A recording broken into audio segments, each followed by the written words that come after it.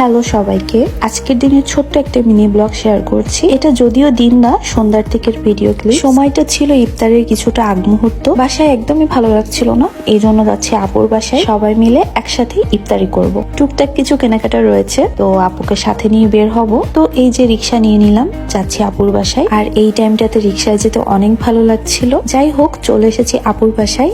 আর এই যে ভাইয়া গেট খুলে দিল, যে দেখি মোটামুটি সবকিছুই রেডি, আর বেশি সময়ও বাকি নেই। এদিকে দেখি তিনি হচ্ছে সবকিছু রেডি করে রেখেছে, মানে ফল ফ্রুটস যা থাকে সবকিছু কেটে রেডি করে রেখেছে। তো এদিকে আমরা সবকিছু নিয়ে একসাথে ফ্লোরে বসি সবাই মিলে। বেশ কয়েক রকমেরই ফল কেটেছে দেখলাম এখানে।